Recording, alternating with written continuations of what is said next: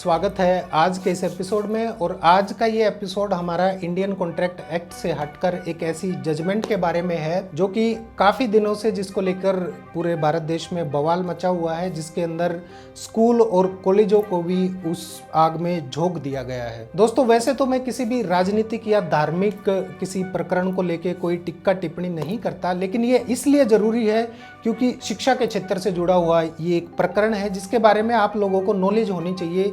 आप लोगों को पता होना चाहिए कि क्या ऐसे आधार थे, क्या ऐसे तथ्य थे जिसके तहत कर्नाटक हाई कोर्ट ने एक अपना आदेश पारित किया है। दोस्तों, ये मामला है हिजाब को लेके, जो कि कर्नाटक से उठा है। कर्नाटक के स्कूल और कॉलेजेस में हिजाब को लेकर काफी तनातनी का माहौल है। कर्नाटक हाई कोर्ट ने कॉलेज में हिजाब प्रतिबंध के मामले में कहा है कि हिजाब पहनना इस्लामी आस्था में अनिवार्य धार्मिक प्रथा का हिस्सा नहीं है और इस प्रकार ये संविधान के आर्टिकल 25 के तहत संरक्षित भी नहीं है। आपको बता दें कि कर्नाटक हाई कोर्ट ने जिन मुख्य 3 आधारों पर कॉलेजों में हिजाब पर प्रतिबंध के खिलाफ मुस्लिम लड़कियों की याचिका को खारिज किया है, उस आधार का पहला प्रश्न है कि क्या हिजाब पहनना इस्लामिक आस्था में धार्मिक प्रथा का अनिवार्य हिस्सा है जिसको आर्टिकल 25 के तहत संरक्षित किया गया है। इस मामले में कोर्ट ने कहा कि हिजाब पहनना इस्लामी आस्था में अनिवार्य धार्मिक प्रथा का हिस्सा नहीं है और ना ही ये संविधान के आर्टिकल 25 के तहत संरक्षित है। दूसरा आधारभूत प्रश्न ये था कि क्या स्कूल यूनिफॉर्म का निर्देश देना किसी भी प्रकार के अधिकारों का उल्लंघन है। और तीसरा आधारभूत प्रश्न ये था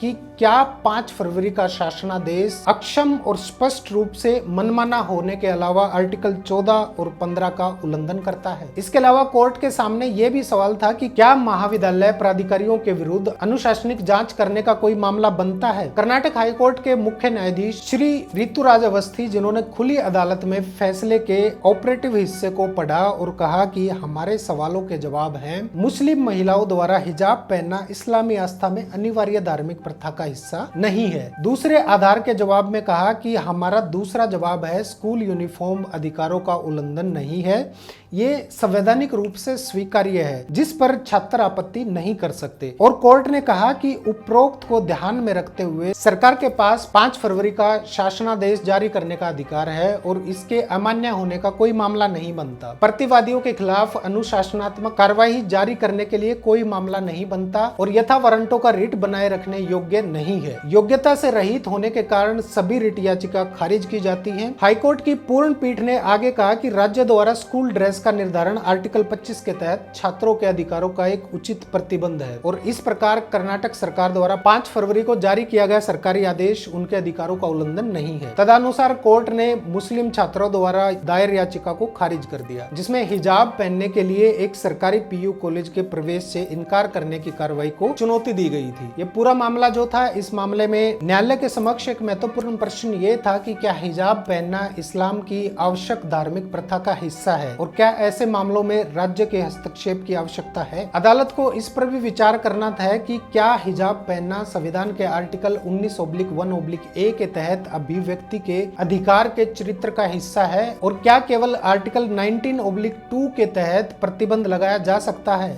इस बीच कोर्ट ने एक अंतरिम आदेश पारित किया था जिसमें छात्रों को उनकी आस्था की परवाह किए बिना कक्षाओं में किसी भी प्रकार के धार्मिक कपड़े पहनने से रोक दिया गया था। सरकारी पीयू कॉलेज को कुछ मुस्लिम छात्राओं को हेड स्कार्फ पहनने के कारण प्रवेश से वंचित करने के बाद विवाद खड़ा हो गया। उन्होंने तर्क दिया कि हिजाब पहनना उनके धार्मिक और सांस्कृतिक प्रथा का हिस्सा है। याचिकाकर्ताओं ने 5 फरवरी के एक सरकारी आदेश को भी चुनौती दी थी जिसमें कहा गया था कि हिजाब पर प्रतिबंध लगाने से आर्टिकल 25 का उल्लंघन नहीं होगा और आदेश दिया कि छात्रों को संबंधित कॉलेज और विकास समितियों द्वारा निर्धारित ड्रेस कोड पहनना चाहिए। इस मामले को पहले न्यायमूर्ति कृष्णा एस दीक्षित की एकल पीठ के समक्ष सूचीबद्ध किया गया था, जिन्होंने याचिकाओं को ये कहते हुए बड़ी पीठ के पास भेज दिया कि इसमें मौलिक महत्व के प्रश्न शामिल हैं। इस पूरे प्रकरण में याचिकाकर्ताओं का मामला था कि हिजाब पहनना इस्लाम के तहत एक अनिवार्य धार्मिक प्रथा है और स्कूल के दौरान कुछ घंटों के लिए भी इसका निलंबन समुदाय के विश्वास को कमजोर करता है और संविधान के आर्टिकल 19 और 25 के तहत उनके मौलिक अधिकारों का उल्लंघन है।